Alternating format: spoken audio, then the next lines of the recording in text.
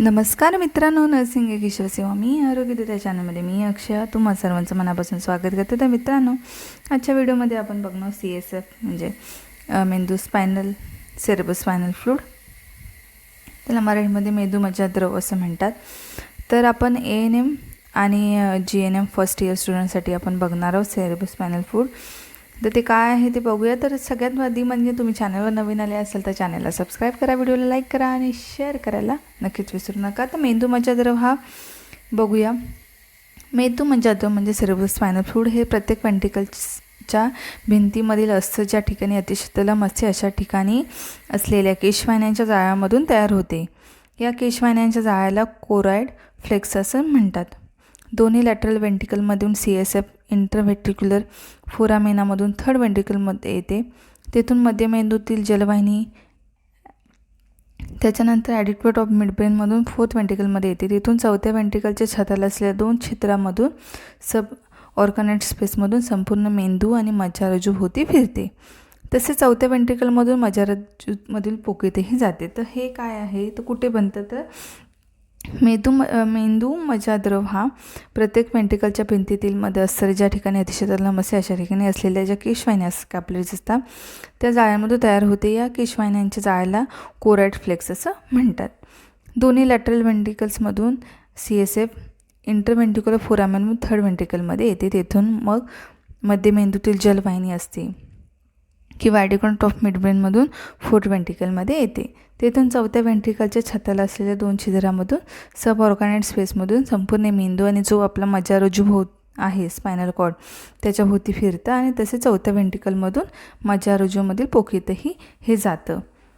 थोडक्यात आपण माहिती बघूया. मेंदू मज्जाद्रव हा वेंट्रिकल्समध्ये कोरॉइड फ्लेक्सपासून तयार होतो हे आपण बघितलं. तर हा द्रव पाण्यासारखा नितळ असून, हा कसा आहे द्रव, तर पाण्यासारखा नितळ असून मेंदूच्या मज्जारज्जूच्या ऑर्गनेट मेटर व पायामेटर या दोहोंच्या मध्ये असलेल्या सब ॲर्कोनाइट स्पेसमध्ये व मेंदूतील वेंट्रिकल्समध्ये असणं हे माझं लिहिताना थोडंसं मिस्टेक झालं आहे, तर लक्षात घ्या.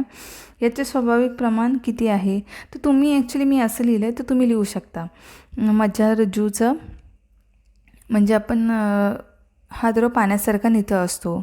त्याच्यानंतर एक हे लिहू शकता. हा द्रव पाण्यासारखा नितळ असतो. त्याच्यानंतर याचे स्वाभाविक प्रमाण 120 ते 150 मिली आहे. प्रमाण असं करून किती लिहायला, प्रमाण असं लिहा, तुम्ही छान दिसेल दिलं. मी नाही लिहिलं तर तुम्ही लिहू शकता. याचे विशिष्ट गुरुत्व लिहू शकता. ठीक आहे, इथे असं गुरुत्व लिहायचं. त्याचं गुरुत्व किती आहे, तर ते आपल्याला पुढे 1005 इतके असते. याचा स्वाभाविक दाब लिहायचा 60 ते 140 मिलीमीटर पाण्याच्या दाबा एवढा असतो, हे लिहायचं. यामध्ये मुख्यत्वे करून पाणी, साखर, क्षार असतात. हा द्रव दररोज 40 ते 45 ते 130 मिली तयार होतो. हा द्रव किती तयार, रोज निर्मिती असं लिहू शकता, रोजची निर्मिती. ठीक आहे, 45 ते 130 मिली असं प्रकारे छानपैकी तुमच्या हिशोबाने पण लिहू शकता. याचं स्वाभाविक वैशिष्ट्य, त्याच्यानंतर गुरुत्व, पाण्यासारखा नितळ आहे. मेंदूच्या मज्जारज्जूच्या ॲराक्नॉइड मेटर व पायामेटर या दोनोंच्या हे आहे ना, इथे ॲक्च्युली हे झालं आहे ते आहे ॲर्कनॉइड मेटर आहे, तर त्याच्यावरती तुम्हाला ते करायचं. मध्ये जे हे आलं ते तुम्हाला कन्फ्युजन होईल काय आहे ते. ठीक आहे, त्याच्यानंतर मेंदू मज्जाद्रवातील घटक लिहायचे आहेत. 100 मिली CSFमध्ये 99.5 पाणी, 0.5% इतर पदार्थ असतात. 99.5% म्हणजे 99.5% पाणी, 0.5% इतर पदार्थ, त्याच्यामध्ये ग्लुकोज असते म्हणजे साखर मागाशी सांगितले त्याप्रमाणे 50 ते 75 मिलीग्राम. त्याच्यानंतर क्लोराइड्स असतात 720 टू 750 मिलीग्राम्स. प्रोटीन असतात 20 टू 90 मिलीग्राम्स.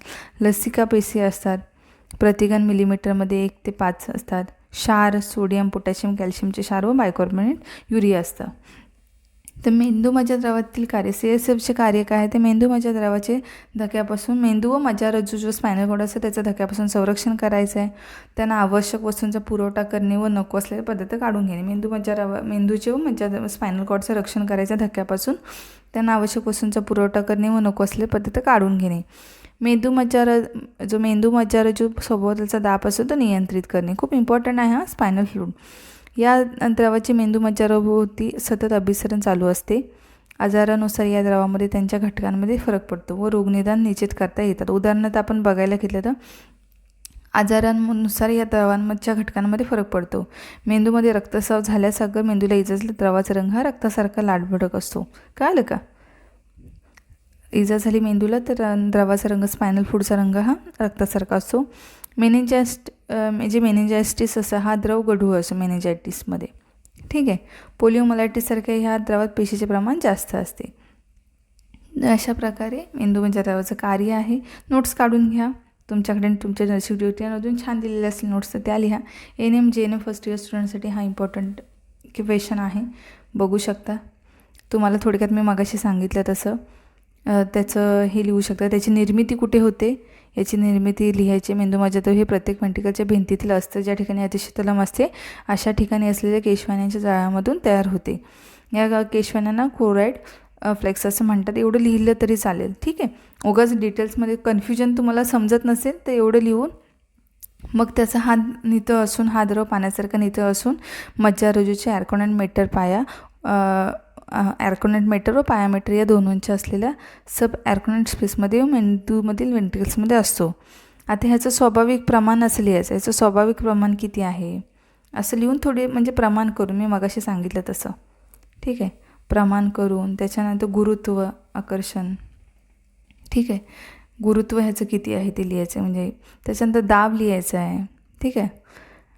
त्याच्यानंतर ह्याच्यामध्ये हा द्रव किती निर्मिती होते, निर्मिती लिहून त्याच्यापुढे 45 असं लिहून एक एक मुद्दा लिहून त्याच्यामागे तुम्ही हे सगळ्या लिहिलं ना तर एकदम छान वाटेल. ठीक आहे. आणि तुमच्या लक्षातही राहील. तर नोट्स काढून घ्या. इथपर्यंतच होता आजचा व्हिडिओ. थोडंसं कन्फ्युजन झालं असेल तर आता एवढा वेळही नाही आहे की तुम्हाला सगळं डिटेल्समध्ये एक्सप्लेन करा. तुमच्या ट्युटर आपले नर्सिंगचे ट्युटर असं त्यांनी शिकवलं असेल ते फॉलो करा. आणि कमेंट्स होत्या 1-2 म्हणून बनवला आहे आजचा व्हिडिओ JNM ANM फर्स्ट इयरवाल्यांसाठी. लवकरच भेटू आपण पुढच्या व्हिडिओमध्ये. तोपर्यंत काळजी घ्या. मस्त राहा, स्वस्थ राहा. धन्यवाद.